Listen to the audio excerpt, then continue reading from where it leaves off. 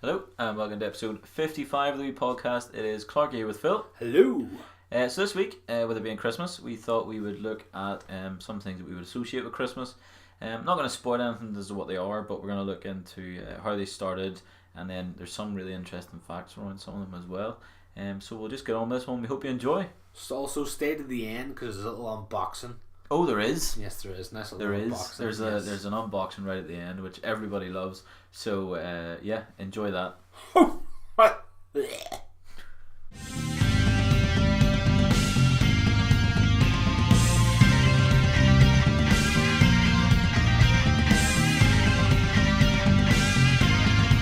Have you ever heard of Padraig Pod Howard? I was going to call him Pod from now on. You ever heard of him?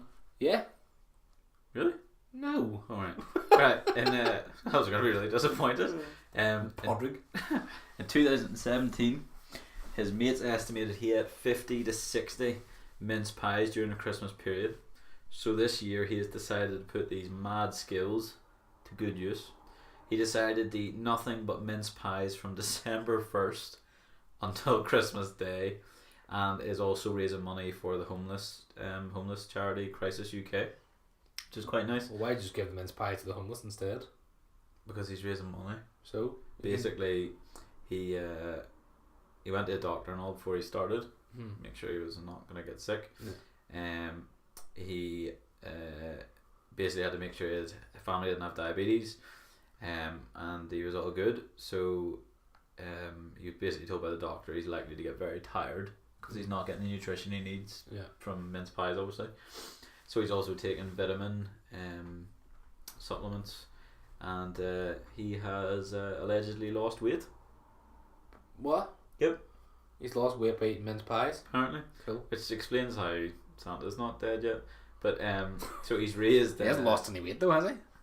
I haven't seen him. We don't know. I haven't seen him in a Don't know. long It time. could To be be- fair, like, last time I seen him was never. So Could be hench. Yeah. But he's raised so far £1,200 for charity. very good. And basically he is now concerned that he's going to throw up his Christmas dinner because he's been eating nothing but sugar for 24 days Yeah. by the time that comes round. He's also wants he's also want pizza, and to get a savoury fix, this is stinking. Yeah. He's been sniffing his partner's peanut butter on toast That's disgusting. just to get If I the did that, smell of it. if I did that, I'd be dead. So basically he thinks he's then going to leave it for a year, and he has been advised not to drink any alcohol Well, that makes or sense. drink any coffee, because it could cause his sugar levels to sort of jump to a point where it makes him quite ill. Yeah. So yeah, he's raised about £1,200. Very eating good. mince pies alone, Fair which play. is pretty cool, I Yeah. think. Good on Obviously him. not very healthy, but good luck to him. Not very healthy, but he's losing weight somehow. So Yeah, it's very Weird, strange, isn't isn't it? Yeah, eat nothing but sugar, but sugar's the best or the worst thing for you. I've always wondered as well where mince pies came from. Which, you're very funny. Well, good for you. Funny you would ask. I've got the thing of the history of mince pies. No way. Yeah. That's so weird after I wondered that. I know, it's really strange. Do you know they were meant to be filled? Well, they were originally filled with meat. Well, whenever I was younger, I used to think it was meat. Why? Mince. Oh, like the actual like beef mince, just stick out there and put a pierce. You can imagine me as a little 5-year-old running about on Christmas. Christmas. No, Mum, what's my presents? Where's my presents? My bubble wing. This is woeful. Yeah, I actually used to think it was meat in them, but obviously I was very confused, being like, why does this not taste like spaghetti bolognese? Mince doesn't taste like spaghetti bolognese. Yes, it does. No, it doesn't. You've obviously never eaten it before. Have you ever had a burger? No.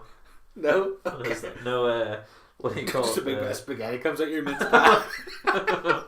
But no, I actually used to think it was Actual mince. it was literal mince. Yeah. Okay. So it used to be filled with lamb and such, Oh. instead of dried fruits and spices, which are With sugar on it? No? No! Wouldn't Right. be sugar Well, in the that's mince fine. I don't know where this was made. It could have been somewhere weird. Definitely not. That's disgusting. They were also first made in an oval shape to represent the manger that Jesus slept in as a baby. Okay. With the top representing the swaddling clothes. What? Yeah, apparently that's what they did. Okay. Some even had a little pastry baby Jesus on top of them, which is Oh, nice. come on.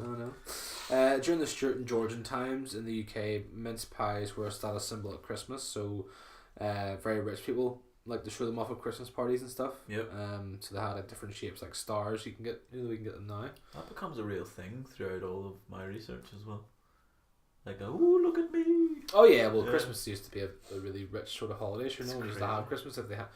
I don't know why, but So the star and yeah, they had stars, little like moon crescents. yeah, You can they still get- do the stars now. Yeah, but they put them on top of the mince pies now instead. You can get star mince pies, but I don't think you can get crescent mince pies anymore. No, I've never I think seen they it. just have a little crescent on top of the mince pies. Yeah, probably. Little hearts, tears, and flowers and stuff. Uh-huh.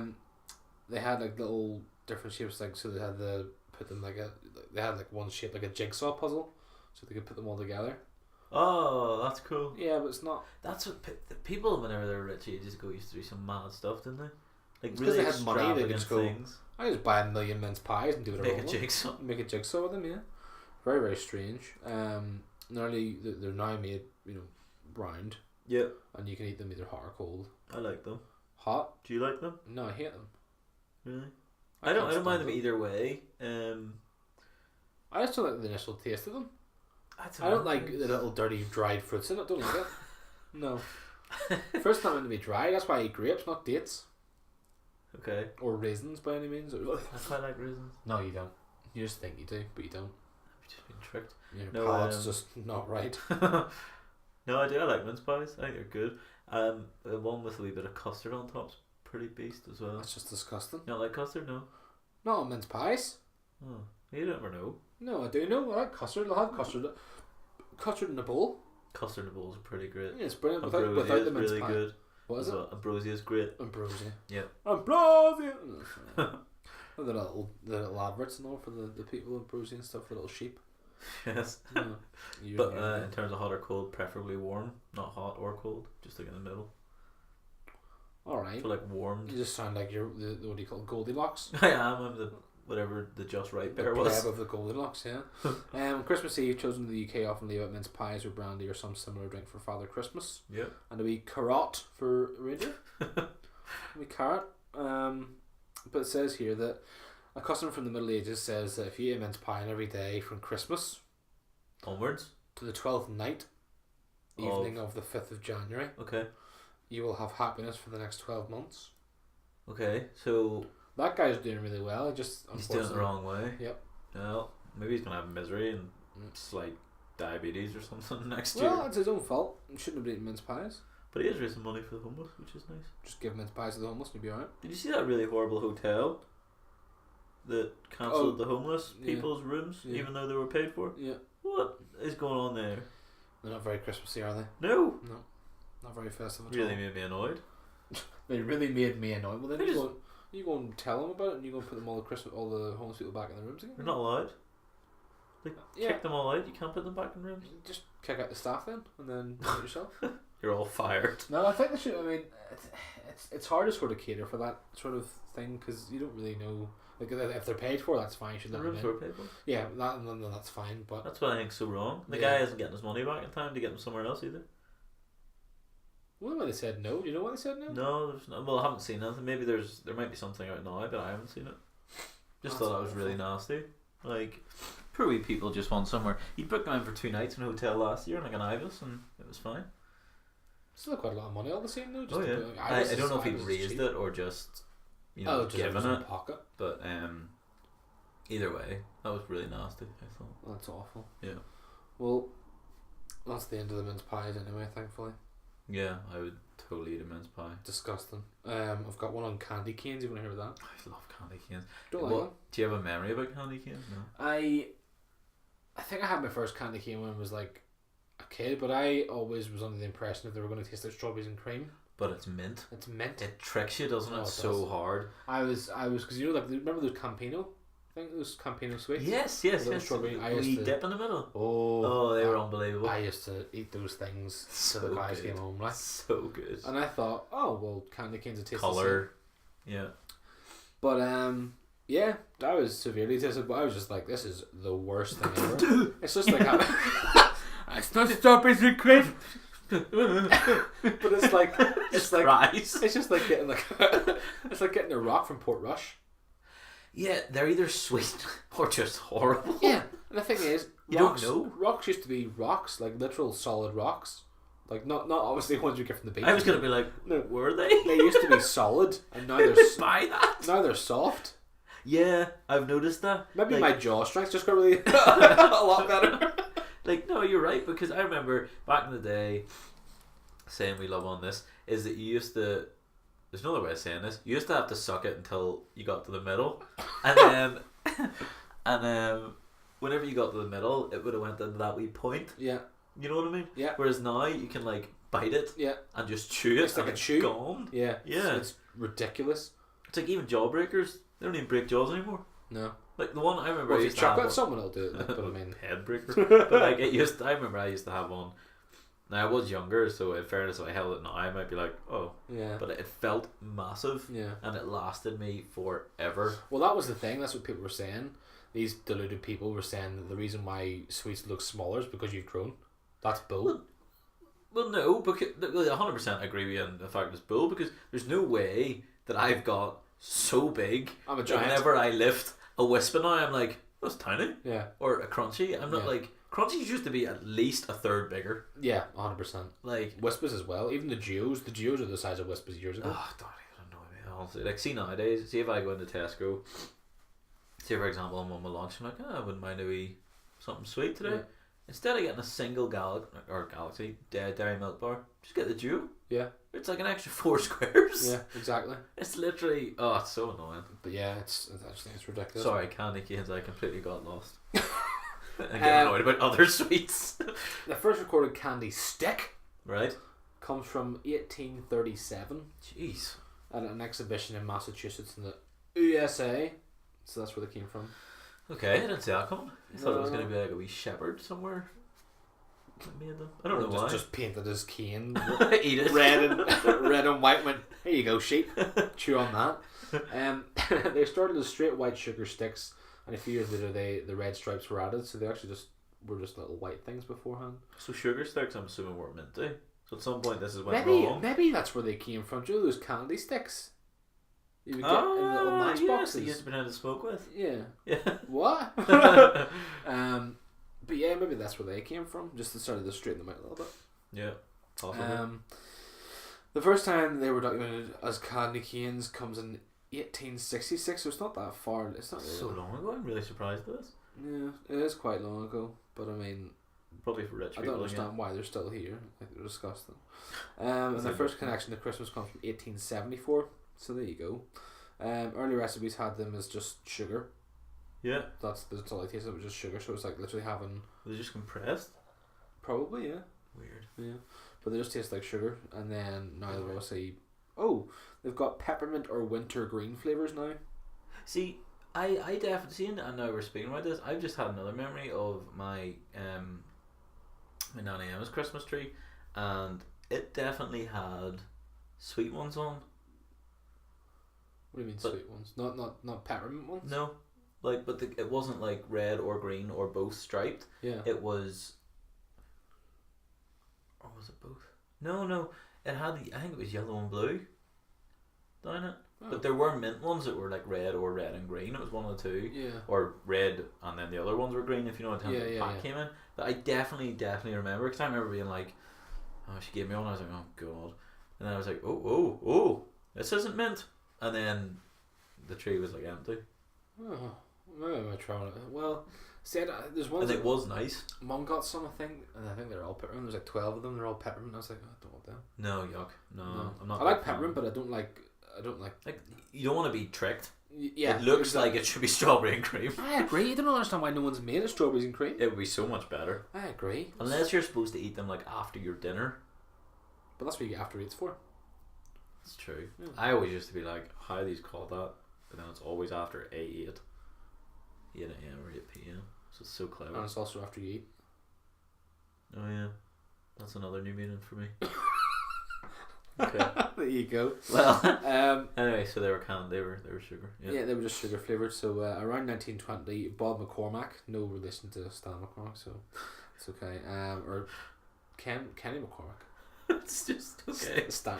You know who Kenny McCormack is, didn't you? You know who Kenny McCormack is, didn't you? South Park. Oh, Kenny. Yeah. Kenny. I was like, who the hell are we on about? Am I supposed to know this person? From Georgia. Okay. Started making candy canes for his friends and family. They became more and more popular, and he started his own business called Bob's Candies. Okay. There you go.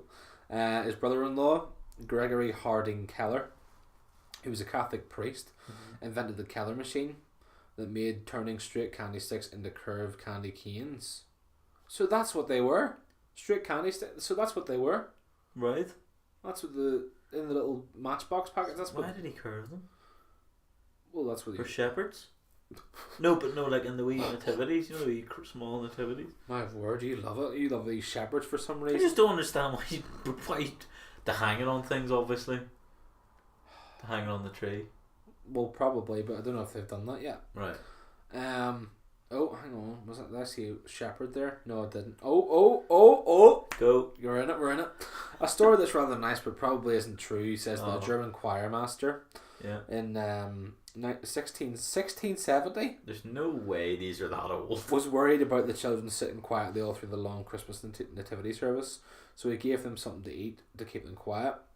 As he wanted to remind them of Christmas, he made them into a J shape, like a shepherd's crook, to remind them of the shepherds that visited the baby Jesus at Christmas. Okay. So there you go. That's I'm where surprised the J shape didn't stand for Jesus there. Honestly, I was expecting J that. for Jesus. Like, I was expecting that. Maybe they spelled it with a G. Back in the day. GZUS. Jesus. But okay, so we've got now bent canes. Bent Not canes. wheat. Sometimes other Christian meanings are given to the parts of the canes. The J can also mean Jesus. I might as well have just invented these. The white of the cane can represent the purity of Jesus Christ, and the red stripes are for the blood he shed when he died on the cross. What's the green? Snot. The peppermint favourite flavour peppermint flavour can represent the hyssop plant. The what? Hyssop? Hyssop plant? HYSOP? HYSSOP. Hyssop? Hyssop. I don't know how to That say it. was used for purifying in the Bible. However, all of these meanings were added to candy canes after they had become popular. Aha. So, of course... Yeah. So there's no need for that. Yeah. They were just meant to be nice. Yeah, just meant to be nice tasting things, and there's a little candy cane with a little bow on it. Not nice. Yeah. But it's not strawberries and cream. So... It's tricks them. Put that in the bin. Absolutely ridiculous. I don't think so. That was a good one, candy canes. I like candy canes. I like the idea of candy canes more than I like candy canes. Yeah, the flavour candy canes can go in the bin, but I definitely like the... Just like the way they look. Yeah, because they are a very Christmassy thing. Yeah. If you think of Christmas, you tend to think of crackers. Mm-hmm. You tend to think of, excuse me, candy canes, mince pies. Nope. What else? Have you got something else? How many have you got? I've got three more, but you have what the candy canes come on, don't you? You put them on. Yeah. What was that? Dirty look there. You come on. Oh, I was just laughing. Uh-huh. You're a funny guy. I'm funny up there. So, yeah, I have Christmas trees. Excuse me. We all have Christmas trees. Yeah. The modern Christmas tree has been around for a very long time. So from the Renaissance in early modern Germany, basically from the 16th century, Christmas trees tend to be dated right the way back to Martin Luther, the Protestant reformer. He said they've added lit candles to an evergreen tree. So basically the first one that can actually be traced back is to a place in 1576 in a private home in this nightmare Turkheim. Is that probably as close as I'm going to get? Yeah, probably. Yeah. So Turkheim, Alsace, which is part of Germany, which is then was part of Germany, which is today actually France. Mm-hmm. So, because that's the first ever recorded one. It was on a sculpture in the house. Okay. So basically, essentially nowadays it's recognised as symbol for the holidays, but it was actually once a pagan tradition. It had nothing whatsoever to do with religion. Yeah. But we'll focus on the tree. So, in the 18th century, the custom of actually having a tree in the house had become common in towns of a place in Upper Rhineland in Germany, but had not actually spread out to like any really further. It was just sort of around there. Wax candles, which were expensive in the late 18th century. Why? Just take them over your ears. I would assume because they're hard. Shrek. I would assume because they're hard to make, but basically, they're expensive, but they were still put on the tree.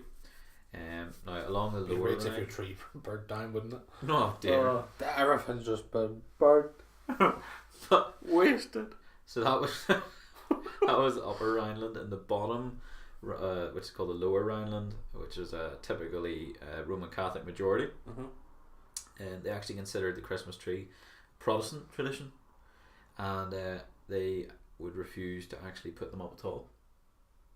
So there's a bit of sectarianism in there. Yeah, lovely. Over Christmas trees, which is really nuts because so Christmas has never really been a round thing. It's never been something everyone's still to this day. It's still not everyone celebrates Christmas. It's only certain people. That's mad, like, isn't it? Mm-hmm. Why not just have a date? It doesn't mean anything. All you do is you give people presents. It's called the Be Nice Day. Be Nice Day. And you just be nice. It's the worst name. Yeah, it's pretty bad. Like, you could just call it like. Where's your Be Nice tree?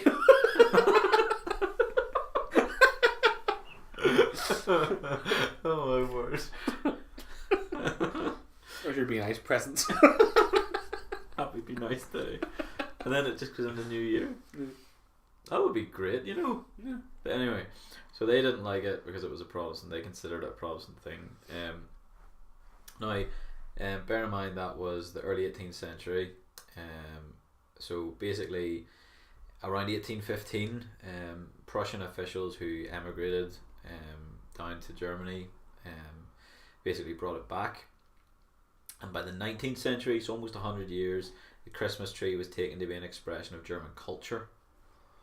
So the Germans changed it then for the good. Yeah, so they basically kept it, and then it started to emigrate overseas. So basically the reason they ever got popular was the Germans' army decision to place Christmas trees in its barracks and military hospitals during the Franco-Prussian War, which is around the start of the late 19th century, I think. So the 20th century, then Christmas trees started to appear inside churches. Well, that's when they started putting more and more lights on them, sort of make them look nice. I can see where this is going.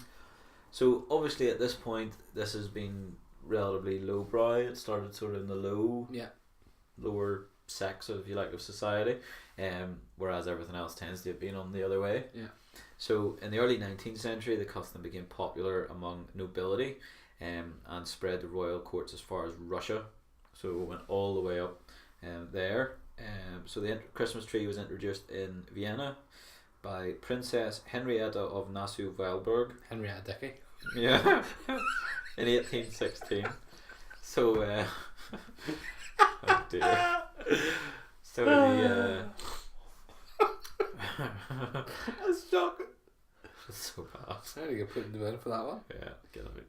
No, it went so it spread through Austria, and then in France, the first Christmas tree was introduced in 1840 by Duchesse d'Orléans. Nice name, isn't it?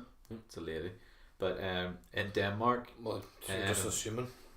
In Denmark, it was actually brought there, allegedly first lit in 1808.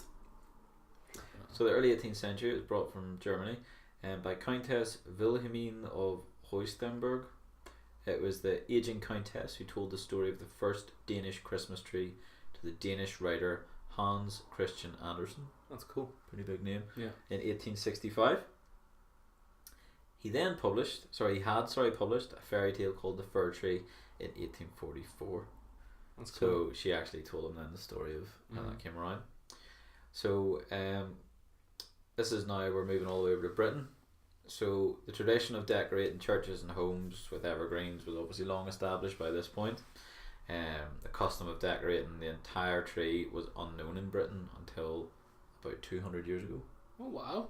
So that long? No. So again, roughly 200 years ago, at the time of the personal union with Hanover, so George III, his German-born wife Charlotte of Mecklenburg-Strelitz, it's hard to say, introduced a Christmas tree at a party she gave her children in the 1800s, and who was there but Queen Victoria as a child? Oh wow! Yeah. So she wrote in her diary on Christmas Eve in 1832 as a 13-year-old. After dinner we went into the drawing room near the dining room. There were 2 large round tables on which were placed 2 trees hung with lights and sugar ornaments. Ah, there were candy canes. All the presents being placed around the trees. They'd be nice presents. Then Victoria married her German cousin, Prince Albert, in 1841. Oh.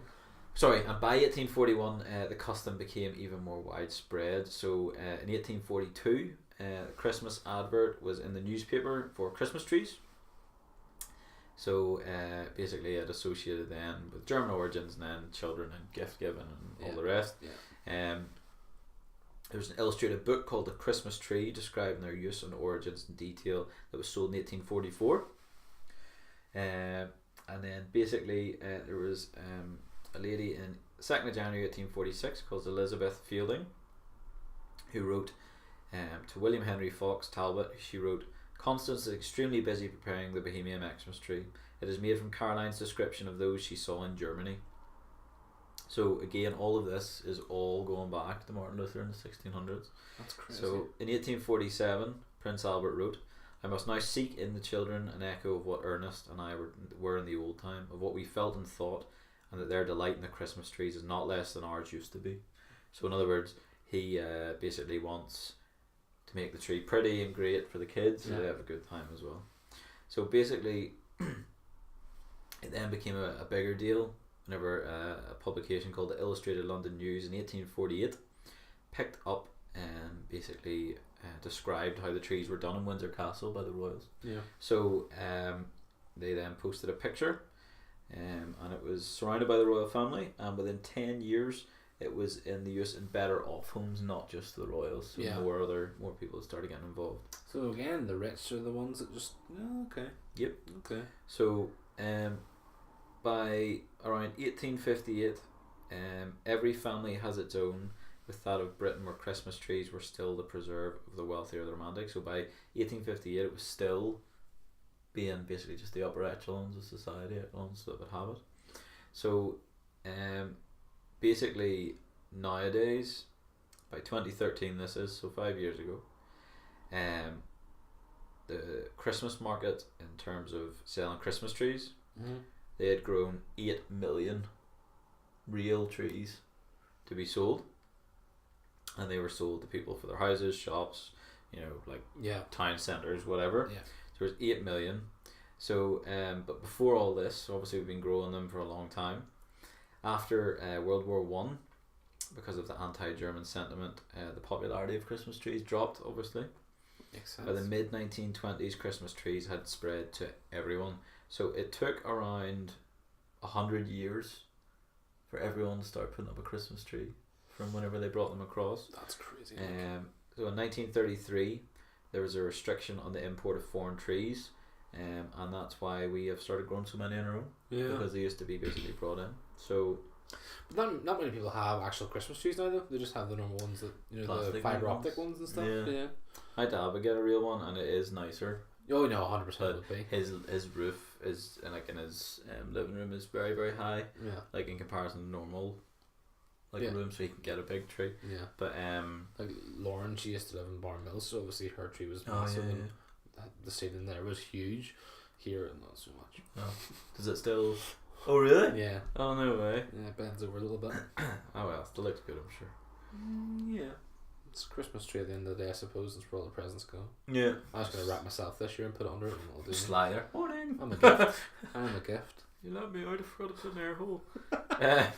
But so basically then the first sort of public use was around the early 20th century.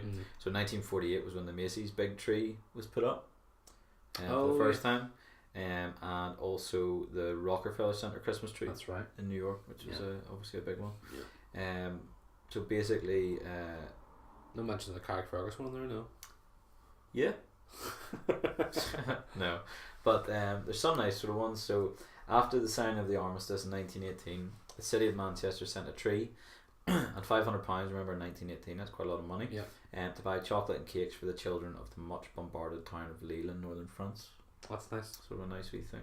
Because obviously armistice, what was it, 11th? Yeah. 11th, wasn't it? So just coming up to Christmas, that'd be nice.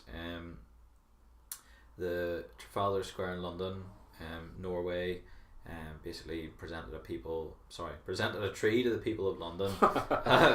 Here's a person, a token as appreciation for the British support of Norwegian resistance during the Second World War. So that's why they get that big massive tree. It's a big Norwegian tree, which is pretty cool.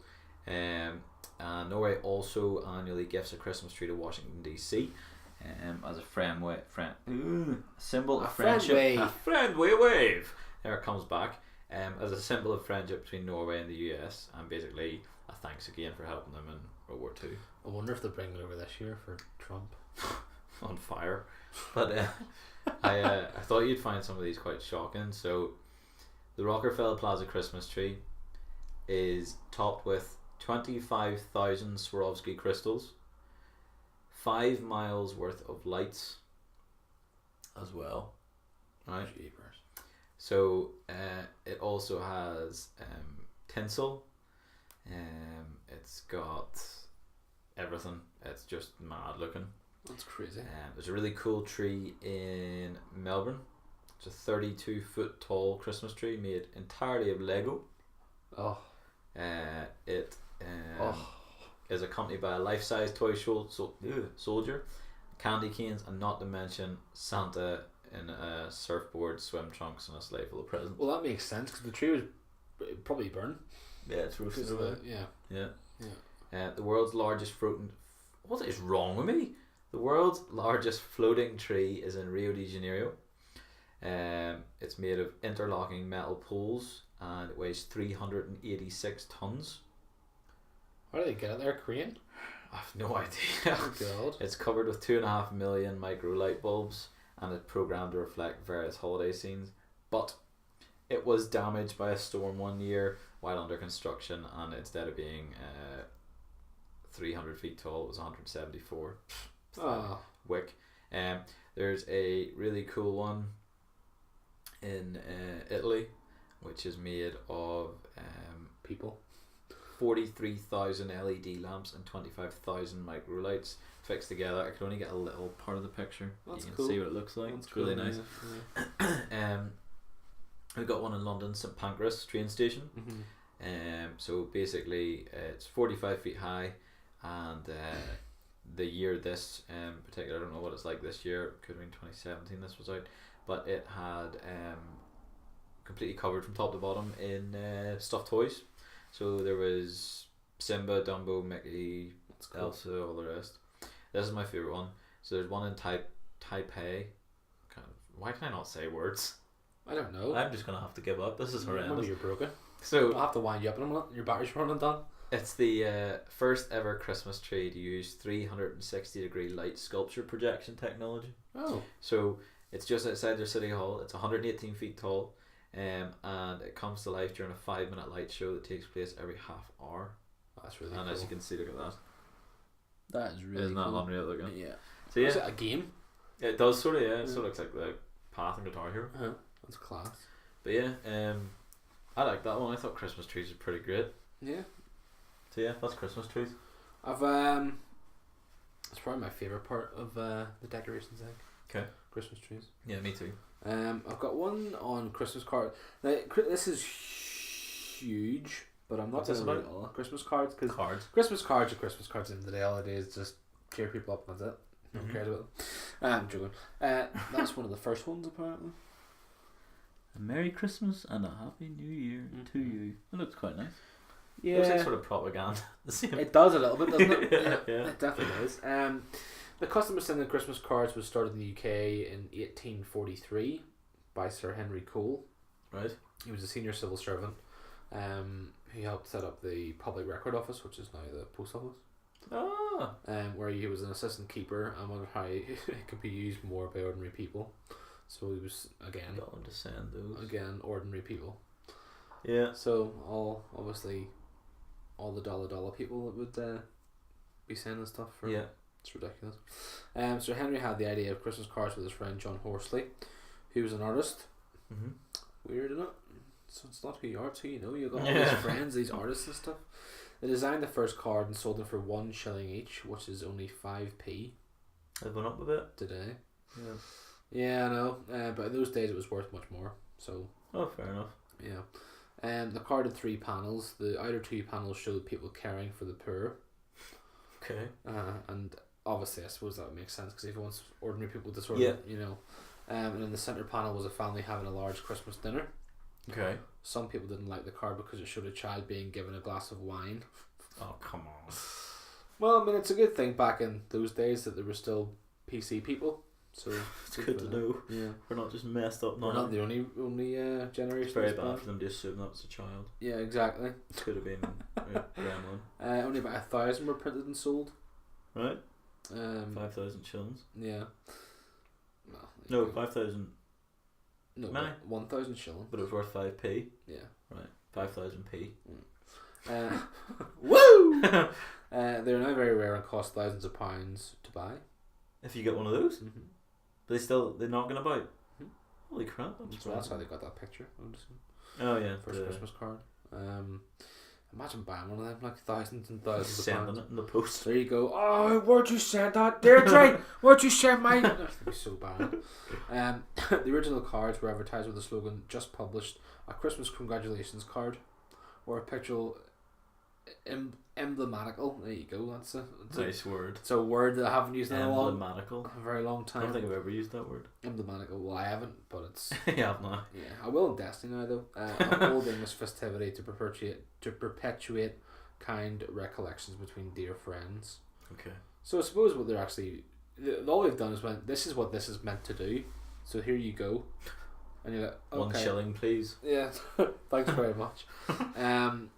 It was started the first postal service was started in 1840, when the first penny public postal deliveries began, which when is were these made? 18 the cards. Yeah. The cards were made in 1843. So literally took them 3 years before 3 they tried to years before. monetize this. Yeah, pretty much. Yeah.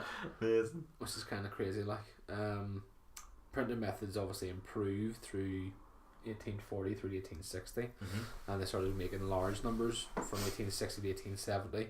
And the cost of sending a postcard doubled. Really? Even there's more of them? Yeah. That's crazy. That's surprising. I thought it would have been half, at least you would have thought. No, but would you expect it to be like slightly cheaper? Then I suppose at the same time, if the demand goes up, they can just put the price up until they start seeing the demand start to fall. You know. Yeah. But that also meant people were to send more cards then. Yeah. I suppose all the rich people were able to send more cards. And a engraved card by the artist William Egley, who illustrated some of Charles Dickens' books, is on display in the British Museum. That's cool. By the early 1900s, the custom had spread over Europe and had become especially popular in Germany. Of course. A lot of German. Why don't they just buy Christmas?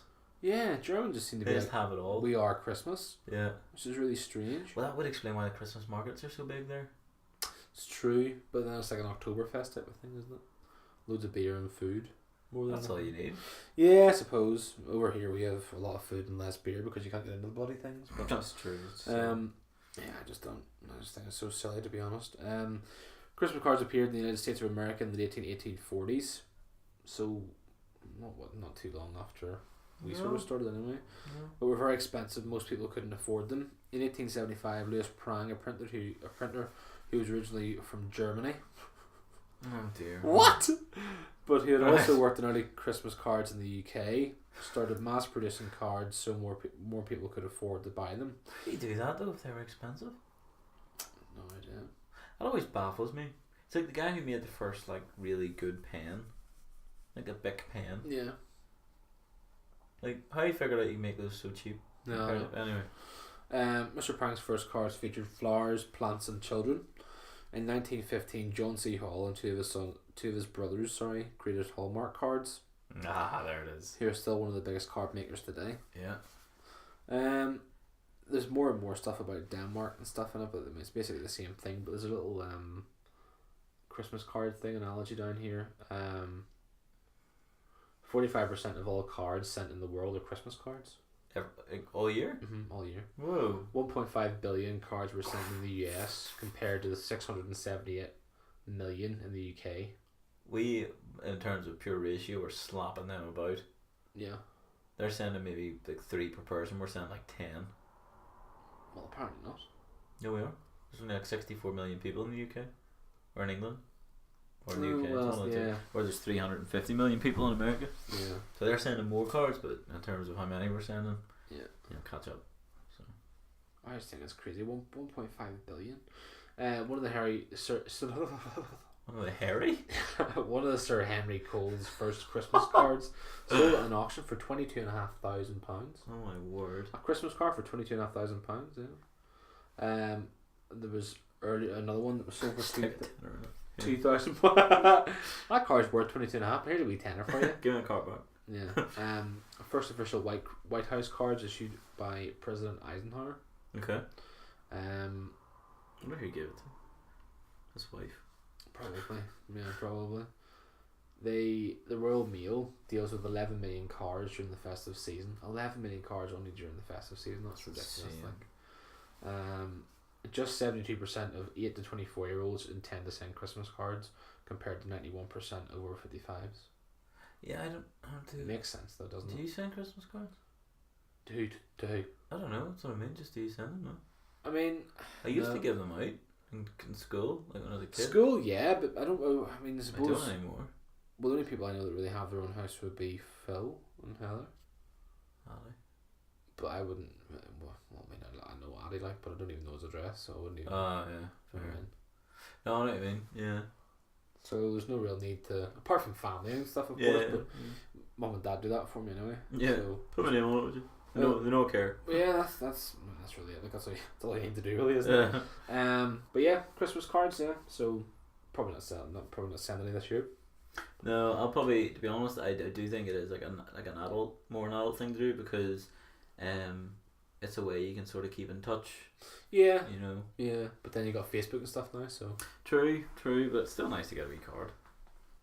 Just do one of those e-cards and the email. Moonpig one's open. Open it for free. Yeah. I got one about mistletoe. Okay. So obviously we use it over here for kissing people. For some reason, don't know why you can't just kiss someone without having to have mistletoe above them, like. But sometimes it's just a nice excuse if you don't know how else to do it. Yeah, I suppose. Mistletoe is a plant that grows in a range of trees, including willow, apple, and oak trees. Willow, apple, and oak. Okay, good to know. There you go. It's supposed to possess mystical powers. Whoa. Here we go. Which bring luck to the household and wards off evil spirits. Is that why you put them over a door? Probably. Okay. Yeah, some people put it over a door over a lampshade for some reason, like up in the. Probably because they can't hang it off the ceiling. That'd just be an easy place to do it. Just the middle of the room. Yeah, just get it in there. Yeah. It's also used as a sign of love and friendship in Norse mythology. Okay. And that's where the custom of kissing under mistletoe comes from. There you Norse. go. There you go. The Norse are nuts. Here we go. When the first Christians came to the Western Europe, lovely, some tried to ban the use of mistletoe as a decoration in churches. Here we go. But many still continue to use it. York Minster Church in the UK used to hold a special mistletoe service in the winter, where wrongdoers in the city of York could come and be pardoned. Kissed. Oh, pardon. Could come and be kissed. Thank you. I'm sorry. The custom of kissing under mistletoe comes from England, but the original custom was that a berry was picked from the sprig of mistletoe before the person could be kissed, and then when all the berries had gone, there would be no more kissing. Oh. So that's why you get loads of them. There's 9 million berries on this. So mistletoe. weird. I have so many.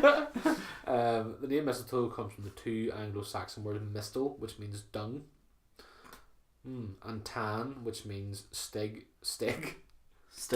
or stick. So you could Dung translate stick. mistletoe. you could translate mistletoe to poo on a stick.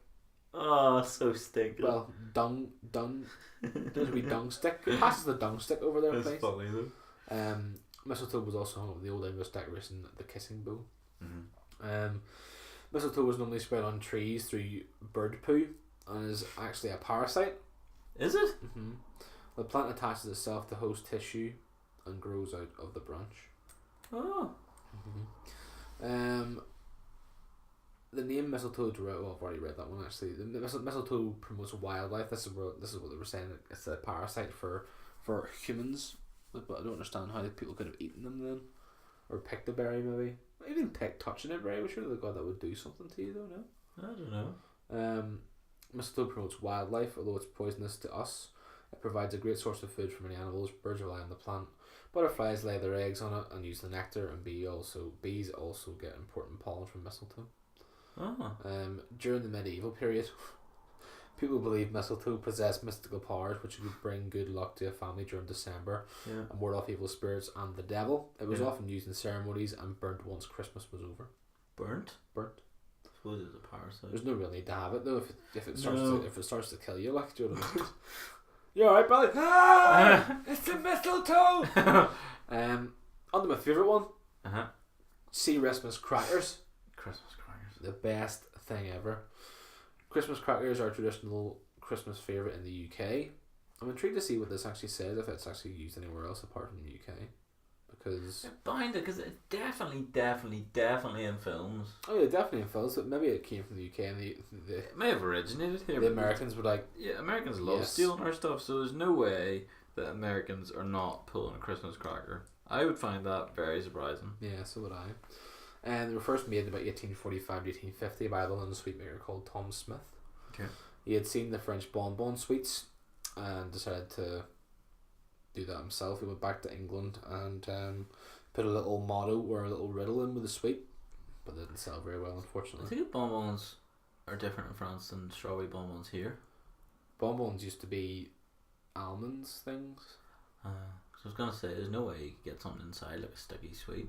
No. Or they wrap it around the wrapper. Probably wrap it around the wrapper. That would make sense. You can imagine eating this sweet. Like, No, joke. Yeah. Terrible. Legend has it, one night while he was sitting in front of his log fire, became very interested in the sparks and cracks coming from the fire. Mm-hmm.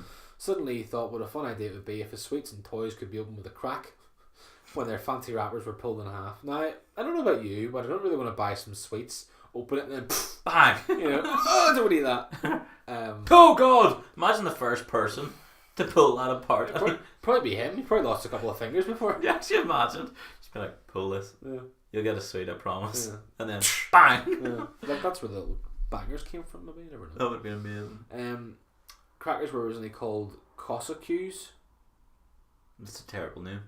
I'm glad it was changed. And they were thought to be named after the Cossack soldiers who had a reputation for riding on their horses and firing guns into the air. That's the worst name ever. I'm so glad they changed that. Here, pull my Cossack. Sorry? It just sounds dirty. When Tom died, his expanding cracker business was taken over by his three sons, Tom, Walter and Henry. Very good names. Yeah. Walter introduced the hats and the crackers. Very good, Walter. Well done, young man. Hats are a good part. And he also travelled around the world looking for new ideas for gifts to put into the crackers. Well done. That's what you want. The other two were like, with some like pure crap in it, like a fake spider. Well, I don't think it was his fault that happened. I dare say the gifts back in those days would have been really, really fun, like a dreidel for some people or something. Like spinning stuff. Yeah. But we just got little crappy spiders and stuff, which is lovely. Depends what crackers you buy. You can buy expensive ones with decent stuff. See, here we go. Very expensive crackers were made, such as the Millionaire's crackers, which contained a solid silver box with a piece of gold and silver jewellery inside it. Holy crap! How much is that worth? Doesn't tell you. £1 million. Probably not a lot, yeah. Which I think's a bit mad. We can get ones you can have like notepads in it, and then you can buy ones that are even more expensive that have like cars, keys to a car and stuff in it, which is cool. But the car's in the showroom, so oh God! Could you imagine? My legs. Cracker manufacturers also made large displays such as horse-drawn carriages and sleighs for the big shops in London. I've seen that before online. The Christmas crackers that are used today are short cardboard tubes wrapped in colourful paper, Mm-hmm. which we all know that, which they contain a colourful party hat. The ones at our Christmas dinner all had red hats in them. I didn't pop mine. Oh. Somebody took mine. Oh. Was it not Kyle? Probably. But mine wasn't there whenever I went to pop it. Oh, that's sad, man. I didn't get a hat or anything. I didn't get a hat or anything. It's like one of those t-shirts. Showed up at the Christmas party and all I got was this lousy t-shirt with a hat. A colourful hat, a toy or a gift, and a festive joke. Yeah. The party hats looked like crowns, and it was thought they have symbolised the crowns that might have been worn by the wise men. You could see that, but if they wore those, they probably look like idiots. Yeah. Christmas crackers are famous for their very bad jokes, as we all know. The world's longest Christmas cracker measures 63.1 metres, so 207 feet That's horrendous. by 13 feet in diameter, and was made by the parents of children at Lay Hill School and Preschool, Chesham and Buckinghamshire, on the 20th of December 2001. Mm-hmm. The biggest Christmas cracker pull was done by 1,478 people at an event organised by Honda Japan at Tochigi Proving Ground on the 18th of October 2009. Right. Could you I wonder how imagine? big that bang was. Well, that's what it 6 says. people died. It says at the end, now that would be a lot of bangs. Yeah. Yeah, I can imagine. 1,470 people. Like a nuclear bomb going off. Oh, What? in Japan. Well, it's not in Nagasaki. Perhaps not. It's not in Nagasaki. Not or- again. Or Hiroshima. No, so it's okay. yeah. No, the jokes are pretty funny. I looked up a few jokes. Do you want to hear them? Do you? Yeah, I suppose. Well, I'm not gonna. I can't say no. I really can't. No. So What is a snowman's favourite breakfast? carrot. Wait a minute. I'll get it. Ice cubes. Snowballs. No. God, I forget it. Ice Krispies.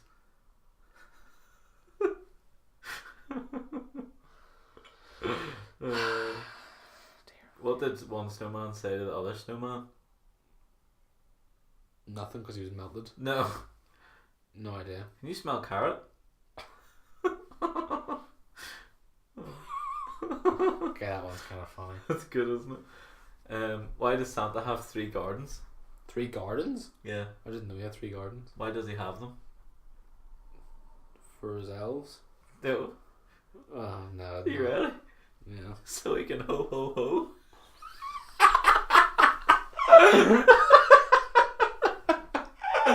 Oh, is that amazing? That's shocking, like. That's a joke Gareth would tell you. Yeah, that's amazing. I should have got that when he was about 3 gardens. Like, why's he got 3 gardens? It's just stupid. I think it's brilliant. I'll go for one more. Okay. Sorry. What never eats its Christmas dinner? Turkey. Why? Because he's gobble, gobble, gobble. No. He's stuffed. Ah. It's so good. You have to admit, my gobble, gobble, gobble thing. Yeah, yours was also very good. Yeah. That was pretty good. But there's like a million of these jokes are just outstanding. Give us a couple more. They're so funny, honestly. Let's see. I like being What? told bad jokes. Why does everybody like Frosty the Snowman? Why does everyone like him? Yeah. No idea. Because he's so cool. Ah. Ah. These people must have just. Just love it. So good. Okay. Alright, okay, I'll do one more. What falls at the North Pole but never gets hurt? What falls on the North Pole? I'm never gonna get this at all. Snow. Ah! But here, to be fair, it doesn't now though, because there's no snow there. Why? Global warming. Maybe a wee bit of snow. There's not. I honestly love these jokes so much. They're so bad. What happens to elves when they behave badly? This will be the last one. I have to get it. They get banished. I literally can't think of any puns. Santa gives them the sack. That can be perceived in so many different Oh, ways. so badly. That's disgusting. I love this. They're so fun. Ho ho ho! Do you smell carrots? No, but that outfit didn't smell Santa's sack. Oh dear. Shocking, like. Outstanding. Oh my god. Well, I'm glad you looked at some of those jokes because it gave me a little bit of a tickle. But Definitely. they're absolutely terrible. I Just can't wait to get some this year. But just about to say, just wait till you get the actual ones that are really bad out of your cracker. But some of them don't even have jokes in them anymore. Some of them just have like a fact. Yeah. Do you know what day it is? Christmas. And then you open it. Boxing Day though. Do you know what I mean? Worst joke ever. But No, I think they're really bad this. Well, we'll see what Christmas crackers Mum's got. I have no idea what she got this year. We got good ones one year, and the prizes and stuff were actually really good. Yeah. And then, like ever since, we've just sort of went for the Crappier ones. Yeah. Because realistically, what do you do with the stuff? Exactly. Pay £10 for 5 crackers. You're like, oh, look at these ones. They're For like what? that size. Exactly. For what? There's no point. And what's in them really? Like a notebook that you're never going to be able to write on because you're not 4 inches tall. Yeah. So, Exactly. But that was good. I enjoyed those facts. Yeah. That was fun. Yeah. It was good to see where they all came from. That set us up nicely for interesting table conversation at Christmas. Yeah, one that Mum and Dad would be like, So I don't care. We don't Trying have to eat. candy canes here. We don't have mistletoe here. Alright then. That's what it'll be, you know. What about the Christmas tree? Well, ours came from Tesco's, so it wasn't German, I'll tell you that. So. I don't even know where our Christmas tree came. I think it was like home base or something. I think I was just done at home.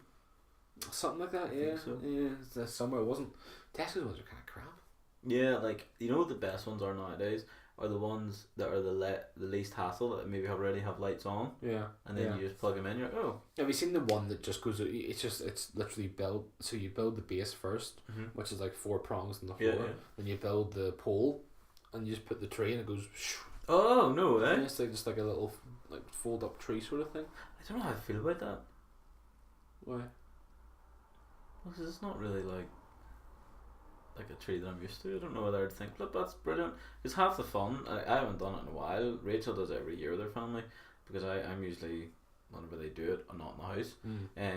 But part of the fun for a lot of people is actually decorating it. Nope. I know you don't like it. Oh no, we do. Oh well, no, I hate it. But we're probably gonna do it on Thursday tomorrow. It's not decorated. We haven't done any. Have you seen any Christmas decorations in this house? That's a good point. Yeah. I didn't even pick up on that. Yeah, we haven't done it yet. Oh wow. Yeah. So where's your presents? I haven't wrapped them yet. What? Yeah. I've wrapped most of mine, but not all of mine. I'm intrigued to see what this wee gift is. It's only small. You're gonna be disappointed if you think it's anything special. What do you mean anything special? I mean, it's just a wee gift. It's probably like a pen with a wee podcast written on it. I wish. It's not even that cool. What is it? That's such a cool idea. Oh. Give me that back. I'll get you another no, one. no, you're not allowed. But is that before Christmas Day? You can open it whenever you want. So we can open it now. If you want to. We'll open it live on the wee podcast, will we? Yeah, you can if you want. Let's see what it is. Let's see if it's a dildo, Clark. Let's see what it say. To fill something. I haven't got you anything, so you don't need to get me anything. I feel bad. Almost that you're not going to want to get me anything. It feels really heavy though. It's not. It's not. Well, I just said it You're feels just heavy, Clarky, so really it clearly weak. is. It says to fill something small to say thanks. Why is thanks written in quotations? That's me saying it. You write thanks, mate. No, it's just that's me saying thanks. For the last year! ! From C. Larky. That's me. The little. Isn't it nicely wrapped? Yeah, it's nicely wrapped, but I mean, who wrapped it? Me. Did you though? Yes. I don't think you did. I'm really good at rapping. No, you're not. Well, here, give us a wee number. Go. What do you mean? Oh. Right, here we go. You ready? Here we go. Here we go. The first tear. Everyone get involved.